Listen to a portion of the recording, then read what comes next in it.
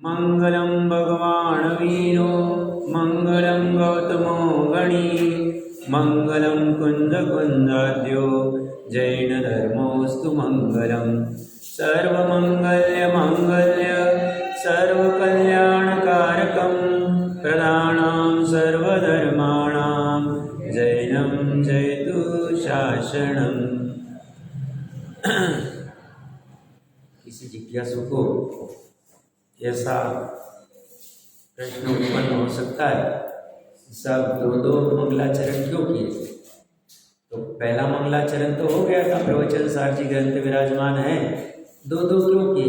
क्योंकि पहले मंगलाचरण में वर्धमान स्वामी को नमस्कार किया गया है, और वर्धमान स्वामी मतलब वर्धमान स्वामी, उनको नमस्कार किया मतलब हम याद कर रहे हैं, उनका भी निर्वाण महोत्सव मना रहे हैं।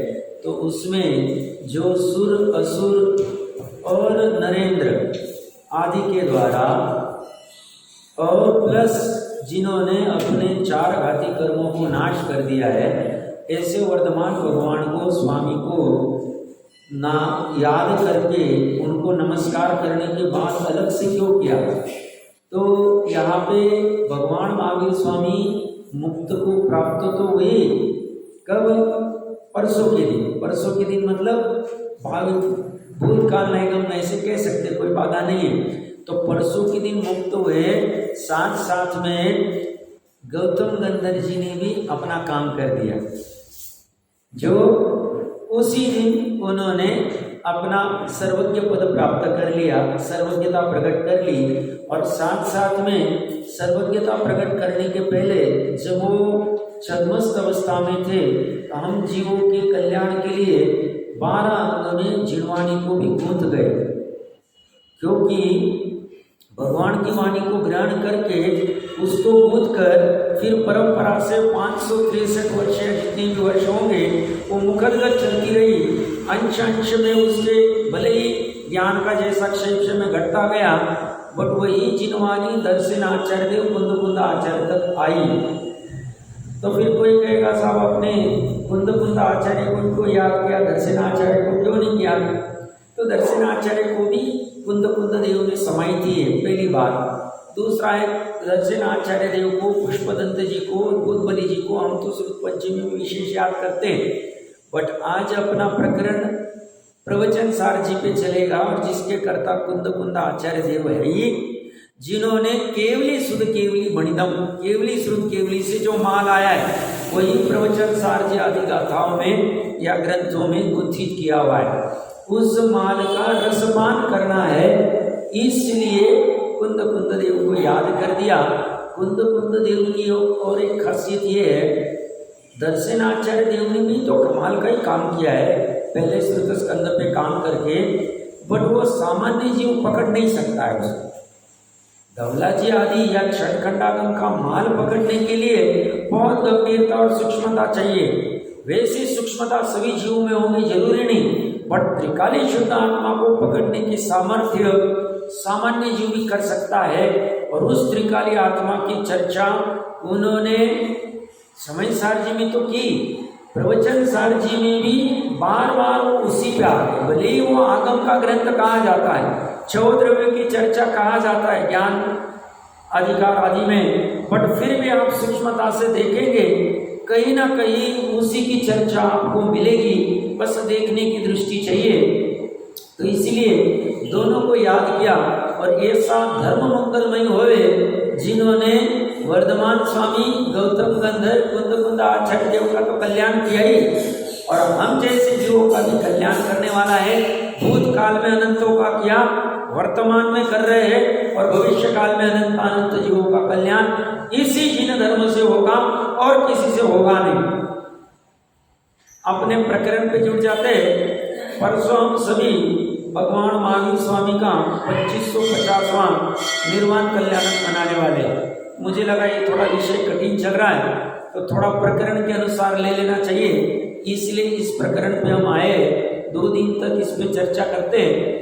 प्रकरण बाद ऐसा है, कोई और हम में सभी तो होंगे ये मुझे गारंटी नहीं है, बट कोई जीव तो ऐसे होंगे जिज्ञासु हम में, जो एक क्रियाकांड के न करते हुए बस अभी महावीर भगवान का निर्वाण कल्याणक आया, मोक्ष कल्याणक है, हमें भी मनाना चाहिए, हम कुल अपेक्षा से मनाते, या सभी जैनी मनाते, हम भी मनाते, ऐसे वाले तो बहुत सारे जीव होंगे यहाँ भी, बट कुछ वीरले जीव ऐसे भी होंगे जिन्हें ऐसी जिज्ञासा होगी कि भगवान महावीर का निर्वाण कल्याणक तो हम मना रहे, बात सही, मनाना भी चाहिए और ये तो करना ही चाहिए, और ये भी और 18,450 वर्ष तक मनाया जाए, 2-3 साल कम कर दो, जो भी और काल होगा वो तो मनाए जाना चाहिए, जाएगा ही और जाना ही चाहिए।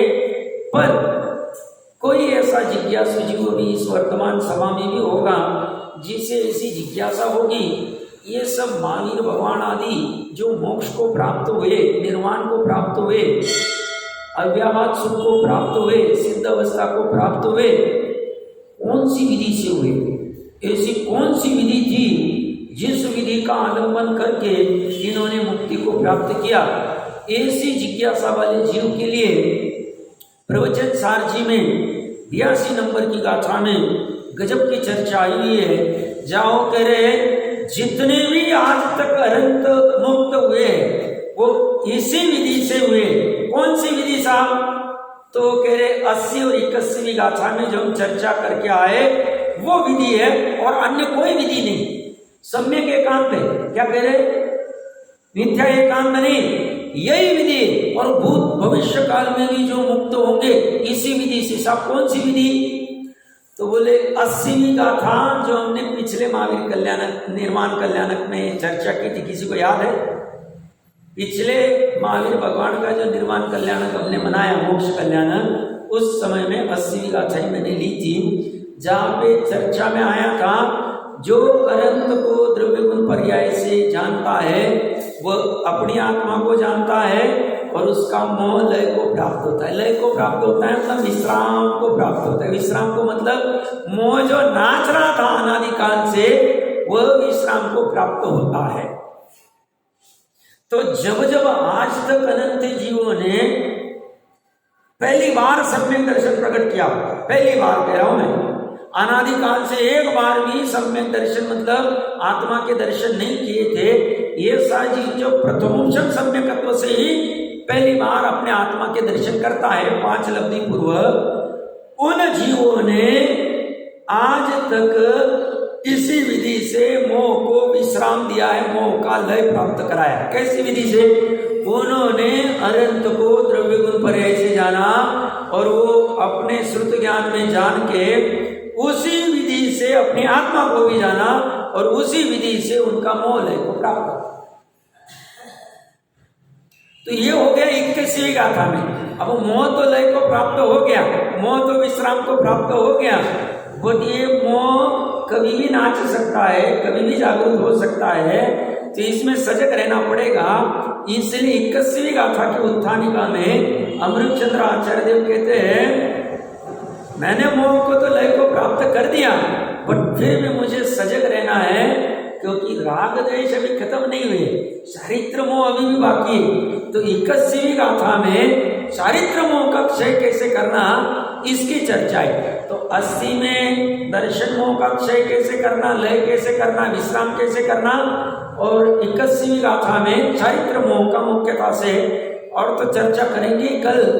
तो ये दो दर्शन मोह और चारित्र मोह को हम अगर नाश कर दे तो कहते इसी विधि से अनंतों ने सिद्ध अवस्था प्रकट की है और यही विधि उन्होंने उपदेश में भी दी है, जिसको ग्रहण करके वर्तमान में जीव मोक्ष को प्राप्त करेंगे और भविष्य काल में इसी विधि से प्राप्त करेंगे। तो प्रकरण कहाँ से चढ़ रहा है? ऐसा नहीं महावीर भगवान का निर्वाण है अगले साल भी मनाएंगे, उसके अगले भी मनाएंगे, साथ में निर्वाण महोत्सव भी मनाएंगे और साथ में एक राग की धारा भी चलती जाएगी। मजा आ गया, सब मिल गए, सब अच्छा हो गया। कल भी मैंने कहा ना, ये भी धारा चल रही है तो कुछ गड़बड़ है। एक धारा ये चलनी चाहिए, कब तक महावीर भगवान का निर्वाण महोत्सव मनाते रहेंगे? अपना निर्वाण कब होगा? अपने निर्वाण करने की विधि क्या है, भगवान ने क्या कही, ऐसी जिज्ञासा खड़ी करके जिनवानी का सेवन करके, आगम का सेवन करके परापर गुरु का उपदेश भी इसी में मिल गया, क्योंकि हमें गुरु तो दिखते नहीं, अगम्य क्षेत्र में कहाँ जाए हम। और उसको ग्रहण करके युक्ति का आलम्बन लेके स्वानुभव प्रत्यक्ष भी कर दिया तो भी दृष्टि मुक्त हो जाएंगे। और दृष्टि मुक्त होने के लिए ये एक धारा साथ में चलनी चाहिए। ये धारा साथ में अगर तीव्रता से नहीं चल रही है तो चालू कर देनी चाहिए। हम 82वीं गाथा पहले लेंगे, फिर 81वीं गाथा लेंगे। कोई साहब कहेंगे ऐसा क्रम भंग क्यों कर रहे हैं? क्योंकि हमें तो निर्वाण की अपेक्षा से पहले समझना है कि क्या कहना चाह रहे हैं, और फिर उसके बाद में हम 81वीं गाथा की चर्चा करेंगे। देखिए पेज नंबर 140 होना चाहिए आपका, देख लेना। वहाँ पे उत्थानिका में अमृतचंद्र आचार्य देव गजब की बात करते हैं। उत्थानिका में 82 नंबर की गाथा निकाल लो।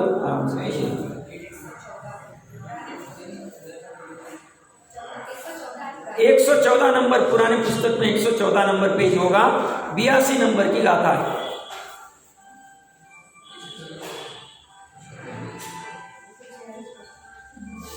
उत्थानिका में अमृतचंद्र आचार्य देव कह रहे, अथाय में वैको भगवद्वी स्वयं नु भूयो पदर्शितो निश्रेयसस्य पारमार्थिक पंथा इति मति व्यवस्थापयति। वहां पे हिंदी अर्थ है उसका, अब यही एक पूर्वोक्त गाथा में वर्णित यही एक, अन्य नहीं, अन्य प्रकार से नहीं, अन्य था नहीं, ऐसा ही भगवंतों ने स्वयं अनुभव करके प्रकट किया हुआ, ये एक ही प्रकट किया हुआ है। स्वयं पहले अनुभव किया और उसी को दिव्य ध्वनि में प्रकट किया हुआ निश्रेयस का। निश्रेयस मतलब फुटनोट में आपको दिखेगा मोक्ष का। निश्रेयस का अर्थ मोक्ष भी होता है, कल्याण का मार्ग भी होता है, मंगल का मार्ग, क्योंकि मोक्ष भी कल्याणकारी, एकमात्र मोक्ष ही कल्याणकारी है, मंगलकारी है, कष्टों का और दुखों का अभाव करने वाला है। निश्रेयस का अर्थ कष्ट और दुखों का अभाव करना भी होता है, कल्याण भी होता है, मंगल भी होता है, मोक्ष भी होता है। तो ऐसे निश्रेयस का पारमार्थिक पंथ है। पंथ मतलब हम कौन से पंथ वाले हैं? कांची पंथ वाले, कौन से पंथ वाले? ये परम अर्थ जिसमें साथ होगा ऐसे पंथ वाले। अब वो पंथ कांची स्वामी ने बताया, कह सकते, कोई बाधा नहीं। श्रद्धा में तो हमारा पंथ वस्तु स्वरूप वाला है, श्रद्धा में तो पंथ उस निश्रेयस वाला है, और कोई दूसरा पंथ नहीं हो सकता है हमारा, क्योंकि हम पंथ से रहित जो निश्रेयस मार्ग है उसी की बात करें, और वो एक ही, अनेक पंथ नहीं हो सकते। नहीं तो हमने कितने पंथ किए अज्ञान में, ये अच्छे से ज्ञान नहीं हुआ तो हमने 20 पंथ कर दिया, 13 पंथ कर दिया, मुमुक्षु का पंथ खड़ा कर दिया, फिर सोनगढ़ का पंथ खड़ा कर दिया, जयपुर का पंथ खड़ा कर दिया, कितने कितने पंथ खड़े कर रहे अज्ञान में। और ये कह रहे पंथ तो एक ही। वहां उत्थानिका में अमृतचंद्र देव 1000 साल पहले एक की बात करके गए। हमारी कषाय उफान पे आ रही, और वो 80वीं गाथा में 81वीं गाथा में कहे कषाय उफान पे रहेगी, तुम्हारा काम ही होगा, मोह का क्षय नहीं होगा, राग द्वेष का क्षय नहीं होगा, काम ही होगा। और तुम्हें ये करना है, अनंतों ने यही किया, अनंतों ने, तुम्हारा भी यही काम, ऐसे ही करना पड़ेगा, और दूसरा कोई मार्ग नहीं, पंथ एक ही। भगवान ने 10 पंथ नहीं लिखे, हमने बनाए हमारी कषाय से। हमारी कषाय उमड़ के आई, हमने हमारा भी संसार बढ़ा लिया, और लपेट में जो अज्ञानी और आ गए उनका भी संसार बढ़ा दिया। अब वो तो उनके उपादान से हुए, निमित्त हम थे मतलब जिन्होंने बढ़ाया हो। मैं भी बढ़ाऊंगा तो मैं भी डूबूंगा। स्वामी जी ने क्या कहा, हम कोई नया पंथ नहीं खड़ा करें, हम तो उस कुंद कुंद देव को ही मानेंगे। कुंद कुंद की आमनाएं जो चल रही है, इसलिए मंगलम भगवान वीरो, मंगलम गौतमो गणि, मंगलम कुंद कुंदाद्यो। तो ये कह रहे हैं यही है, यही मतलब ही मतलब ऐसा ही है और अन्य नहीं। यही एक भगवंतों ने स्वयं अनुभव करके, अन्य से नहीं, बिना अनुभव का नहीं, स्वयं अनुभव करके प्रकट किया हुआ निश्रेयस का पारमार्थिक पंथ है। मोक्ष का, कल्याण का, मंगल करने का एकमात्र यही पंथ है। कौन सा पंथ है? तो 21वीं गाथा में देखेंगे। 80वीं गाथा पिछले साल की याद कर लेना, 21वीं गाथा की मोस्टली कल चर्चा करेंगे। इसी से काम होगा और अन्य किसी से नहीं होगा। परम पारमार्थिक, पारमार्थिक मतलब परम मतलब उत्कृष्ट, अर्थ मतलब प्रयोजन, जिससे परम प्रयोजन सदे, परम अर्थ सदे, ऐसा पंथ इस प्रकार मति को व्यवस्थित करते हैं। और मति को व्यवस्थित करने के लिए अमृतचंद्र आचार्य देव 100 अगले पेज पे उनका जो संस्कृत में उसकी लास्ट लाइन पढ़ेंगे तो वहां क्या लिख रहे हो? अलम थवा प्रलपितेन, जो हम प्रलाप कर रहे, संस्कृत वाला अगर पढ़ेंगे अलम, अलम मतलब बस हो गया, अभी हमारी व्यक्ति व्यवस्थित हो गई, व्यवस्थिता मति मर्म मिल रहा है संस्कृत में। तो वो बोल रहे मेरी मति अभी ठीक हो गई, अनादिकाल से ठीक नहीं थी। जो भगवान का उपदेश ग्रहण किया, ये ध्यान में आ गया, अब मति ठीक हो, बस करो, अभी बहुत बाकी का कुछ करने की आवश्यकता नहीं, ज्यादा उलझने की आवश्यकता नहीं। 2 काम कर रहे हैं, दर्शन मोह और चारित्र मोह। कैसे कर सकते वो करना चाहिए। चारित्र मोह को तो टाइम लगेगा, इस मोह में तो नहीं होगा। दर्शन मोह का काम हो गया तो भी चल जाए, बहुत बड़ा काम हो जाए। किसके लिए? अक्षर मूर्त, ज्यादा नहीं। तो कहते हैं निश्रेयस का परमार्थिक पंथ है, इस प्रकार मति को व्यवस्थित करते हैं, ठीक करते हैं। एक बार गाथा का पाठ करते हैं।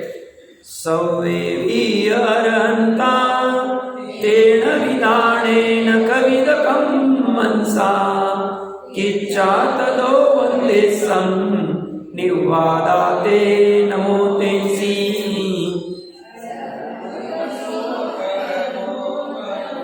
करिनाशये जविधि वडे उपदेश पणय मज करी निवृत्त थया नमुते मणे।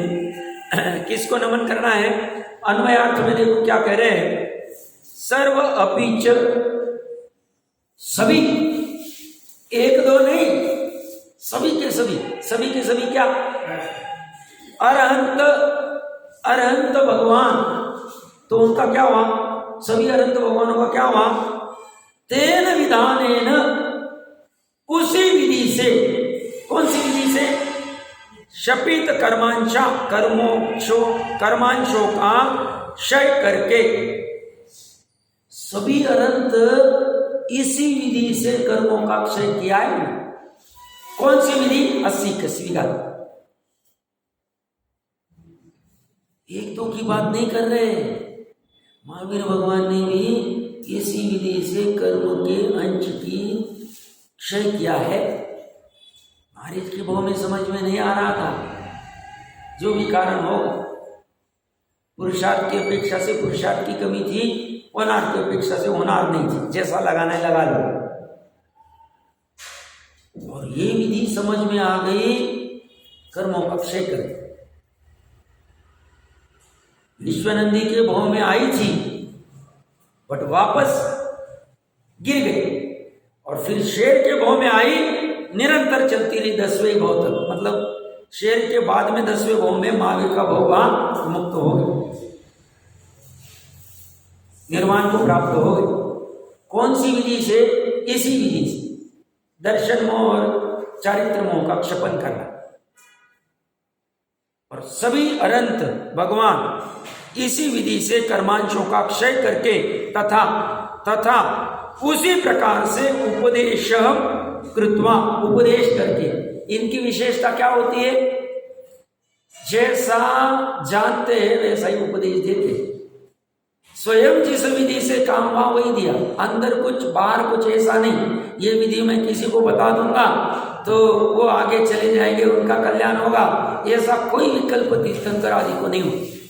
इसलिए अरहत तो ही हमारे आप तो क्यों है, क्यों है? रत्नकंटक आदि बहुत से शास्त्र में आप तो रूप में इनको ही लिया। क्यों? सर्वज्ञ भी है, वितरागी भी है और निर्दोष उपदेश देते हैं, बिना दोष वाला। और उपदेश भी कैसा, उसमें गड़बड़ क्यों नहीं हो सकती है? क्योंकि राग और द्वेष की वजह से गड़बड़ होती है उपदेश देने में, तो उनको रागी निरा वितरागी हो गए। और साथ में सर्वज्ञ भी, जानने के बिना कुछ भी बचा नहीं। तीन लोग सब जानने में आ रहा, सभी द्रव्य, उनके सभी गुण, उनके सभी पर्याय, कुछ भी बचा नहीं। और इसीलिए इनका उपदेश ही हमें चलेगा। और कोई कषाय के वश होके सच्चे जिन धर्म में भी अलग अलग पंथ खड़ा करता है, मिलावट करता है, शपथ करता है, स्वयं बेचारा डूबता है, संसार बढ़ा लेता, दूसरों को भी डुबाने में निमित्त बनता है। ये तो बलि होनार है, ये पंथ रहे बहुतों ने, मतलब भगवान महावीर स्वामी का तो है ही, बहुतों ने अपना समर्पण दिया है। अकलन निकलन ने दिया है, टोडरमल जी साहब ने दिया है, बनारसी दास जी ने दिया है, और भी विद्वत परंपरा है, सदाशिव दास जी, जयचंद जी साहब आदि आदि बहुत, स्वामी जी, इन्होंने इस परंपरा को चलते रखा है आज तक। हमारा भी कर्तव्य है, हमें भी इस परंपरा को आगे बढ़ाना है ज्ञान से, मात्र कोई पर्टिकुलर क्रिया करके नहीं। कोई क्रिया करके भैया आ गए, 365 दिन में एक दिन मना लेंगे, बस छुट्टी हो गई, 365 दिन में 10 दिन मना लेंगे, 10 लक्षण, छुट्टी हो गई, ऐसा नहीं करेंगे, ऐसा नहीं करेंगे, क्योंकि ये हमारे कल्याण की बात है। हमें ये विधि बताने वाले हैं, इसी विधि से सब मोक्ष क्यों करना? मोक्ष के बिना और कहीं भी अव्यवहार और अनंत सुख नहीं। और हमें सुख के अलावा कुछ चाहिए। अभी थोड़ा सा कुछ दुख होने लग जाए, हमें असह्य हो जाए, कोई हमें पिन भी टोच देवे, असह्य हो जाए। क्यों? हमें दुख अच्छा नहीं लगता, क्यों हम दूर करना चाहते? थोड़ा सा कुछ हो जाए, थोड़ी सी सर्दी खांसी हो जाए, हम तुरंत भयाक्रांत होते हैं, हमें अच्छा नहीं लगता है, साहब सर्दी नहीं चाहिए, फटाफट साहब ट्रीटमेंट बताओ। क्यों? दुख अच्छा नहीं, स्वभाव से अच्छा नहीं, सिखाना नहीं पड़ता। छोटे बच्चे का मान लो वो 2 महीने का, 15 दिन का, 2 दिन का, 2 घंटे का बच्चा है, जोर जोर से रो रहा है, हमें समझ में नहीं आ रहा है, उसको अंदर दुख हो रहा है। क्या दुख हो रहा है? केवल जान, वो भी अच्छा नहीं मानता है दुख को, इसीलिए रो रहा है कि भाई कुछ तुम भी समझो मेरे दुख को और उसका निवारण करो। प्रकरण कहां से चल रहा है? साहब हम इनका ये उपदेश क्यों सुने, ये विधि क्यों समझे? भगवान के निर्माण महोत्सव पे क्या ये विधि जानने का प्रयास कर रहे? सब जान लिया, स्मृति में जानी, प्रत्यभिज्ञान में जानी, किस में जानी? शब्दों में जानी, भावों में जानी। भाव में जान ली तो शाबाश, बनारसी दास जी की भाषा में। और भाव में नहीं जानी है तो जानने का प्रयास करना चाहिए कि दर्शन मोह क्या होता है, चरित्र मोह क्या होता है, इनका क्षय या लय कैसे करना, इसी से क्यों मोक्ष हो सकता है, अनंत इसी से क्यों गए, ये क्यों दुखकारी है, अन्य क्यों दुखकारी नहीं है। मुझे तो वो कुत्ता भी दुखकारी लगता है जो मेरे ऊपर भौंकता है, मुझे वो गाली देने वाला भी दुखकारी लगता है, और ये कह रहे वो तो दुखकारी है ही नहीं, तुम्हारा दर्शन मोह, तुम्हारा चरित्र मोह ही दुखकारी है। तो साहब मुझे जो लग रहा है कि गलत लग रहा है, उसने गाली दी इसलिए मुझे गुस्सा आया, इसलिए मुझे दुख हुआ, इसलिए मुझे रोना आया, वो गाली नहीं देता तो मैं थोड़ी दुखी हो पाता। भैया वो तो श्वान को मारी गई लाठी के समान है, लाठी मारने वाला दूसरा है। अंदर में तेरा जो चरित्र मोह और दर्शन मोह है, ये मुझे गाली कैसे दे सकता है? गाली उसने जो दिखने वाला व्यक्ति उसको दी, मैं तो वो ही नहीं, मैं तो अंदर में विराजमान अनादि निधन सिद्ध समान तत्व हो। अब उसकी मैंने जानकारी की नहीं, पर दर्शन मोह से लगता है इसने मेरे को ही गाली दी, क्योंकि मैं अपने आप को XYZ मान रहा हूं, पुरुष मनुष्य आदि, और साथ में चारित्र मोह भी अनंतानुबंधी वाला, इसमें मैं दुखी होता हूं। मैं कहता हूं इससे मैं दुखी हूं, तो कहते इससे दुखी है ही नहीं, तो दुखी मात्र दर्शन मोह से और चारित्र मोह से। वो दर्शन मोह चारित्र मोह क्या होता है, प्रकरण कहां से चल रहा है, इतनी चर्चा क्यों करें आप। निर्वाण महोत्सव कैसे मना, ऐसा नहीं यहां पे कर लिया विधान, थोड़ा प्रवचन सुन लिया, चले गए, फिर वापस कहाँ गया था, क्या हो रहा था, कैसे चल रहा था, लड्डू कैसे बने, पेड़े कैसे बने, तो खाना कि नहीं खाना साहब, खाना नहीं, साथ में धारा जगानी, साथ में एक धारा जगनी चाहिए। ये धारा नहीं रहेगी तो काम नहीं होगा। फिर ऐसे अनंती बार उपदेश सुन लिए साहब, हमने 10 बार गाथा सुन ली, प्रवचन सार कितनी बार चलाया, हमारा 100 साल से हमारे यहाँ प्रवचन चलता है, फायदा क्या हुआ भैया। वो धारा जगनी चाहिए अंदर वाली, कि जिस विधि से इन्होंने सच्चा सुख प्राप्त किया, दृष्टि मुक्त हुए, हम भले ही निर्वाण नहीं हो सकते, कैसे, महावीर भगवान के जैसे, पर दृष्टि मुक्त तो हो ही सकते। क्यों, 4 दिन मनाएंगे, बाद में वापस वही चालू हो जाएगा। तो मनाने की नहीं मनाने, मैंने कल भी कहा, मनाने में बात है, सब मजा नहीं आएगा आप जैसा मनाने को कह रहे, मजा नहीं आना चाहिए। मजा मात्र एक, या उत्थानिका में क्या कह रहे, एकमात्र इस पंथ में, एकमात्र इसी कौन सा, निश्रेष्ठ मोक्ष पंथ में ही मुझे मजा आना चाहिए, और कहीं नहीं आना चाहिए। अनेकता से छुड़ा रहे हो, क्या कर रहे हैं, इतना सरल काम है, बस अनेकता में व्यग्रता है, अनेकता में परेशानी, इससे सुख मिलेगा कि इससे मिलेगा कि इससे मिलेगा कि इससे मिलेगा, बोलते एक से ही सुख मिलेगा, किससे, निश्रेष्ठ पंथ से सुख मिलेगा। निश्रेष्ठ मतलब मोक्ष पंथ। मोक्ष पंथ क्या है, तो मोक्ष पंथ दर्शन और चारित्र मोह की सपना करना, अभेद रत्नत्रय को प्रकट करना, यही मोक्ष।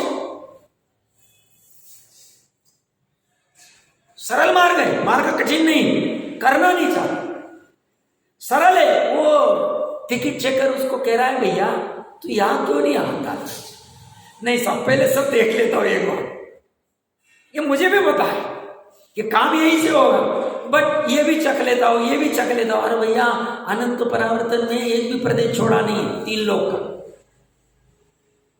अनंत परावर्तन में एक भी क्षेत्र छोड़ा नहीं, एक भी काल छोड़ा नहीं, अवसर्पिणी उत्सर्पिणी के हर काल में उत्पन्न हुआ है, एक भी भाव बाकी नहीं रहा।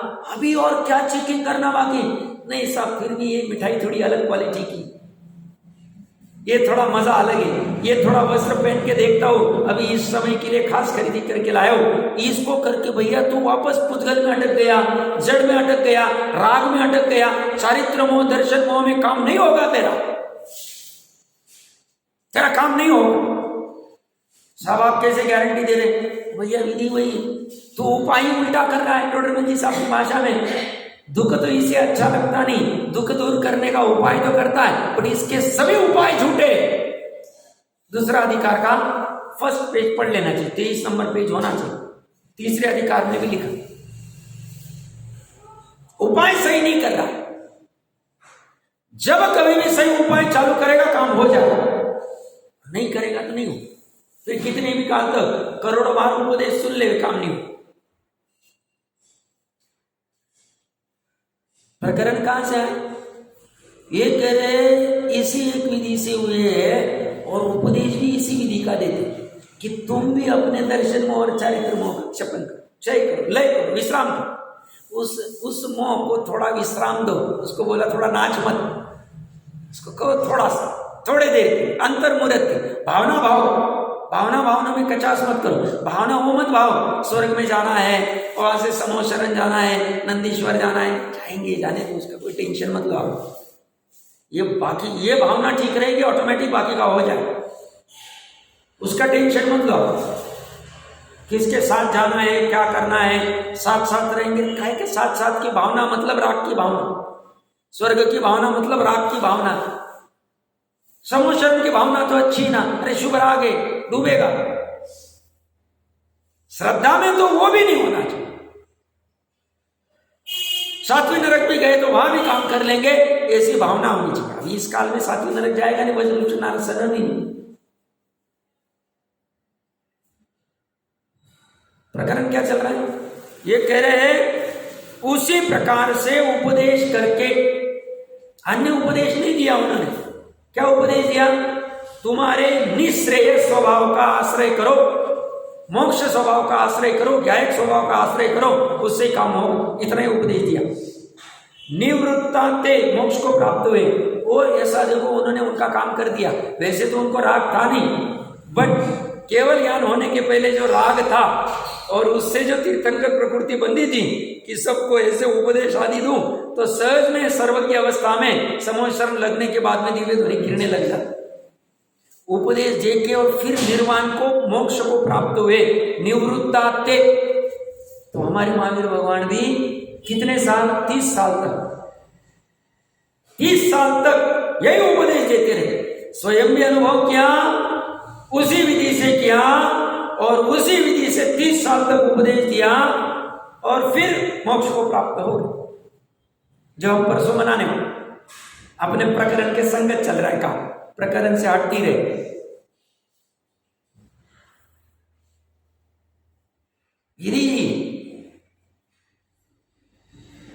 नमः तेभ्यम, उन्हें नमस्कार हो, उन्हीं को हम नमस्कार करेंगे। ये बीच में आया हुआ मंगलाचरण भी कह सकते हैं। हमने वर्धमान स्वामी को पहले नमस्कार कर लिया, अब यहाँ पे भी नमस्कार कर रहे। कौन कर रहे? कुंद कुंद देव भी और अमृत चंद्र देव भी और नीचे भावार्थ लिखने वाले भी, तीनों नमस्कार कर रहे। करना ही चाहिए, करना ही चाहिए। क्यों? ये विधि चाहिए थी हमें, ये विधि समझ में नहीं आ रही थी। इसलिए टोडरमल जी साहब ने कहा नया कर्म का बंध प्रकरण देख लेना चाहिए, तीसरे अधिकार में होना चाहिए। दूसरे तीसरे अधिकार में होगा नवीन कर्म का बंध एकमात्र मोहनी से हो, दर्शन मोह चाहिए,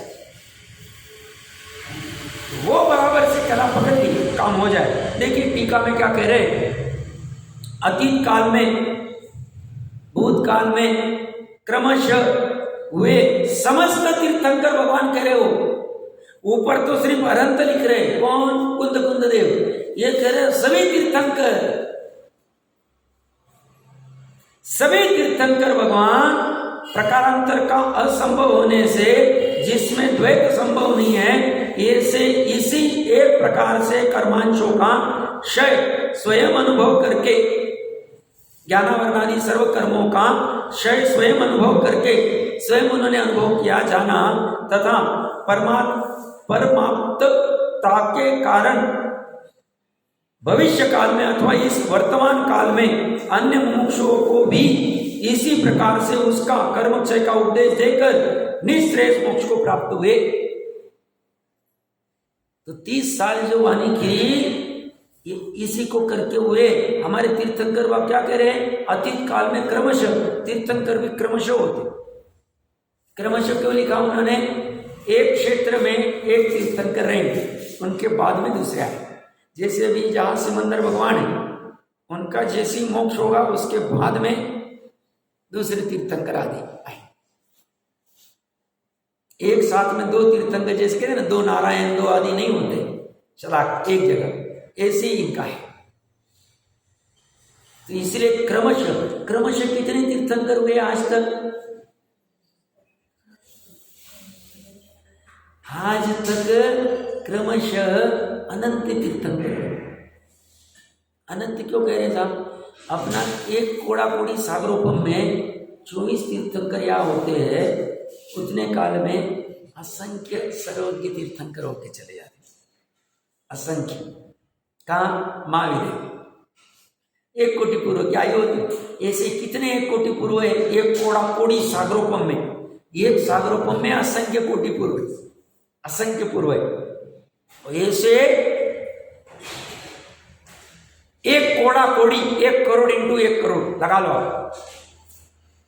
ऐसे कितने 1 कोटि पूर्व चले गए।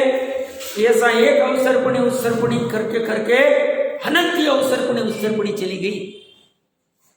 ये होंडा अवसरपणी भी असंख्य अवसरपणी उत्सर्पणी बात आई, जिसमें ऐसा एक तमाशा दिखता है बाहर। जो 2550 साल में इतना डिटोरेशन है, 18,450 कैसे जाएंगे? तो केवली जान, हम तो सिर्फ कल्पना कर सकते। जागने का समय, ज्यादा मोह राग में रहना मत, समय बहुत ज्यादा है नहीं अपने पास। 50-60 साल से किसी का ज्यादा कमाई नहीं हो। कुछ भी करके दर्शन मोह और चारित्र मोह का कैसे, चारित्र मोह में अनंत अनुबंधी चार, उनको कैसे विश्राम दे सकते, अंतर्मुहूर्त का प्रयास करना, तभी सार्थक होगी हमारा मोक्ष कल्याणक मनाना।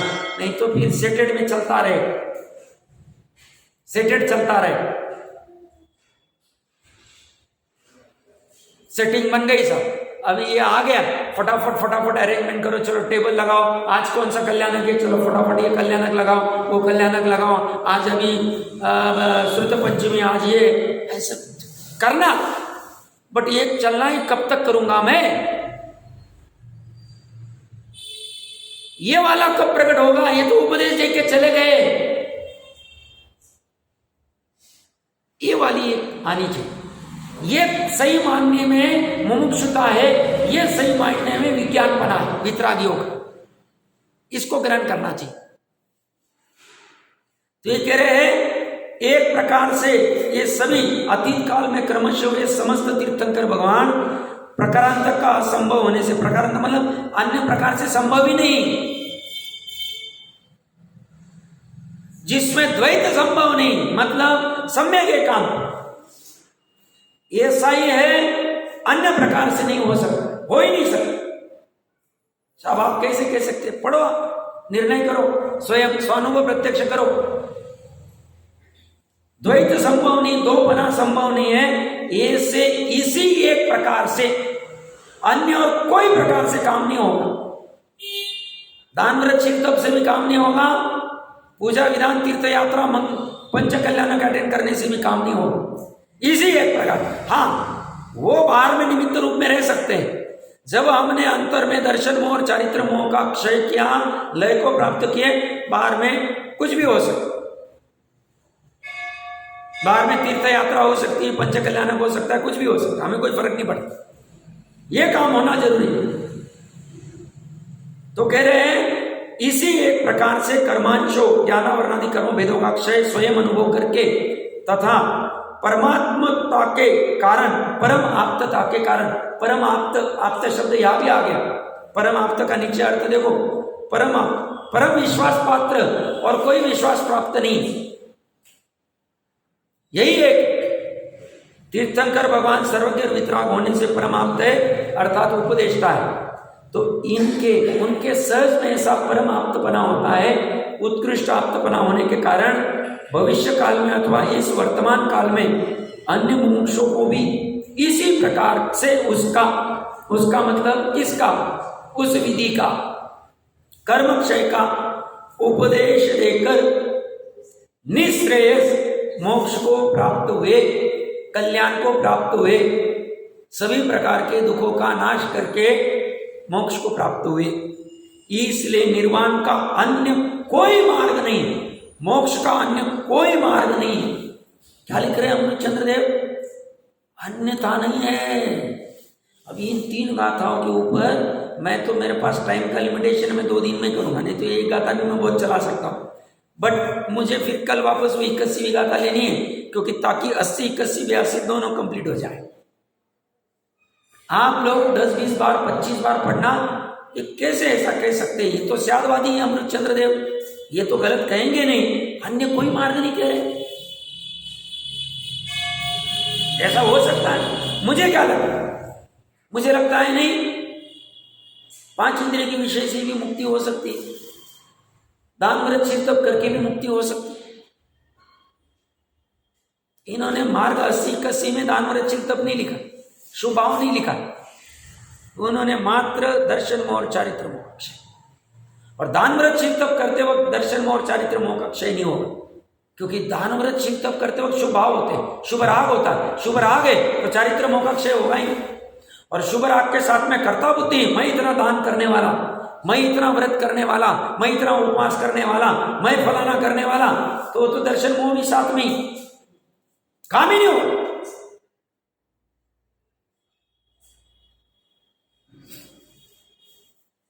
क्या कह रहे? मैंने साहब ये विधान करवाया 3 दिन का, मैंने इसकी बोलियां ली, मैंने कलश ली, भैया करो, दिमाग से ये हटाओ, ये धारा चलाओ, नहीं तो गड़बड़ में है, फायदा नहीं होगा तुम्हारा। वो तो फिर चावल के क्या है, क्या कहते हैं उसको, ऊपर के आवरण को कूटने जैसा होगा, भूसी, भूसी शब्द मेरे को याद नहीं आता, भूसी कहो या जो भी साल आदि जो भी कहो, उसका कवर वो कूटने जैसा होगा। मेन चावल तो मिलेगी, मेन चावल प्राप्त करने के लिए हमें मनुष्य को मिला, ये सच्चा धर्म मिला, और कोई दूसरा कारण नहीं सच्चा धर्म मिले। इतना पुण्य हम करके आए,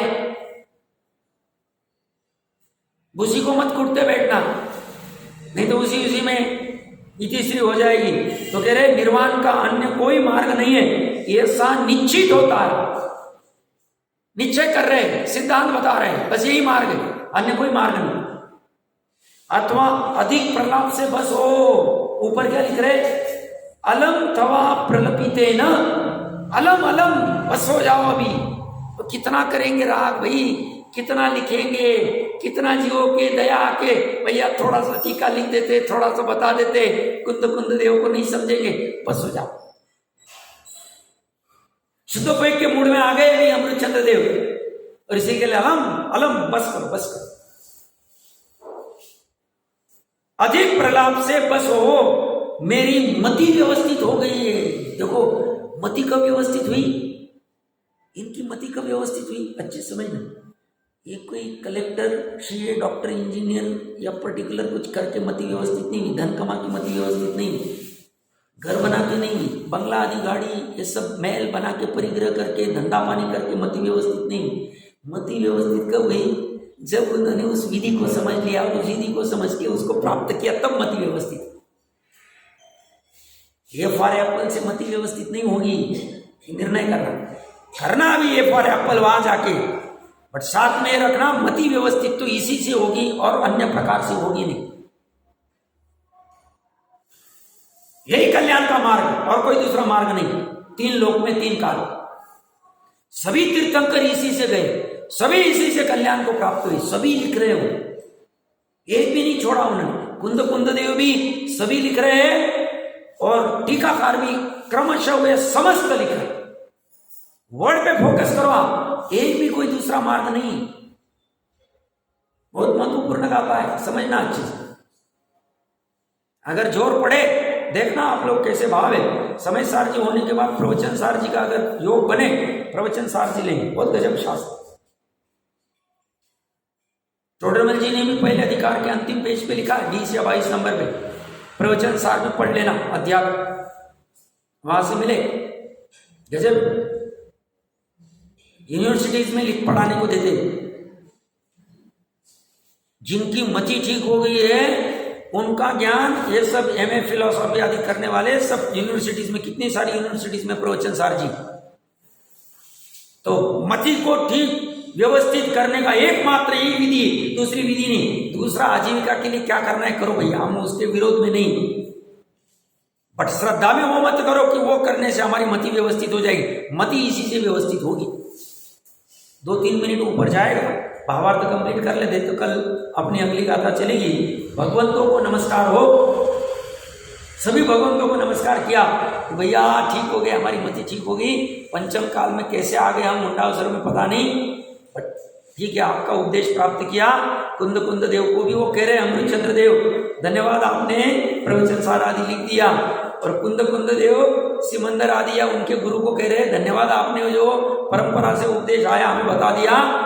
और उन्होंने भी आगे वाले के लिए, भविष्य काल के लिए, देखो कुंद देव ने भी ये तीर्थंकर के समान काम किया। ऐसा क्यों कहते हैं, क्योंकि स्वयं भी वो उपदेश ग्रहण किया और आगे के भविष्य काल के लिए भी लोगों को यही उपदेश देके गए, और दूसरा कोई उपदेश दिया नहीं उन्होंने, त्रिकाली की बात करके गए। तो पंचम काल में ये भगवंतों को नमस्कार क्यों कर रहे हैं, नव देवताओं को क्यों करना, सभी अनंतों को क्यों करना, इसी उपदेश से काम होने वाला है। इसी से मति ठीक होगी, इसी से अलम अलम बस हो। अभी ये संसार बस हो जाओ, ये नहीं चाहिए। ये नहीं चाहिए, ये वापस वापस होली आएगी, वापस संक्रांति आएगी, फलाना आएगा, ढिकना आएगा, ये आएगा, बस करो अभी इसमें तिल्ली के लड्डू बनाने, इसमें ये बनाने, इसमें वो बनाना है, इसमें ये करना है। कब तक करेगा? अंदर विराजमान की कब सुध लेगा? अलम अलम बसो, संसार में बस हो जाओ। किसको समझा रहे हैं? वो पर्याय को समझा रहे, श्रद्धा ज्ञान चारित्र की पर्याय को समझा रहे, वो दुख की पर्याय समझा रही है। भैया बस करना, अभी कितना दुखी करेगा, अभी कितना घूमेगा। और कह रहे हैं मति व्यवस्थित हो गई, शुद्धोपयोग हो गया, अभी अर्धपुद्गल के बीच के पहले ही चला जाऊंगा। ऐसा मनाओ, अभी गोला चलाने के चारा चक्कर में मत पड़ो, चढ़ाओ गोला, पर साथ में मैंने चढ़ाया ऐसे चक्कर में मत पड़ो। भावुक मत हो तुम, भावुकता को त्याग करो। कब तक करोगे इतना भावुकता? किसी ने किसी को बुद्धि सूची चालू कर दिया, अभी चलते जा रहे, करते जा रहे, नहीं साहब बंद करेंगे तो क्या होगा? क्या होने वाला है? 50 साल 100 साल पहले किसी ने चालू कर दी, उसके पहले नहीं कर रहा, क्या हो गया हमको? क्या बिगड़ गया? ये मेन प्राप्त करो, इस पे फोकस करो। देखिए भावार्थ में क्या कह रहे, 80 और 81वीं गाथा के कथन अनुसार सम्यक दर्शन प्राप्त करके वीतराग चारित्र के विरोधी राग द्वेष को दूर करना, सम्यक दर्शन प्राप्त करके रुकना नहीं, क्योंकि 81वीं गाथा में राग द्वेष को भी दूर करने की बात आएगी। चारित्र मोह का नाश अर्थात निश्चय रत्नत्रयात्मक शुद्धात्मन बुद्धि में लीन होना ही एकमात्र मोक्ष मार्ग, इतना ही, और अन्य मार्ग नहीं। सुख का मार्ग, मोक्ष का मार्ग, कल्याण का मार्ग, मंगल का मार्ग, इतना ही। क्या? तो सम्यक दर्शन प्राप्त करना और फिर वीतराग चारित्र के विरोधी राग द्वेष को दूर करना, अप्रत्याख्यान प्रत्याख्यान संयोजन को, और निश्चय रत्नत्रयात्मक शुद्ध आत्मानुभूति में लीन हो। नकारात्मक में राग द्वेष को दूर करना है, सकारात्मक में सम्यक दर्शन प्रकट करके अभेद रत्नत्रय को प्राप्त करना। बस इतनी बात। त्रिकाल में भी कोई दूसरा मोक्ष का मार्ग नहीं। त्रिकाल में समस्त अरंतों ने इसी मार्ग से मोक्ष प्राप्त किया है और अन्य मुमुक्षों को भी इसी मार्ग का उपदेश दिया। मुमुक्षु शब्द हमने फेमस किया, स्वामी जी के समय से फेमस हुआ, उनको भी यही उपदेश है, यही काम करो। उन भगवंतों को नमस्कार हो। बहुत अच्छी गजब की गाथा थी, 81वीं गाथा की कल चर्चा चलेगी।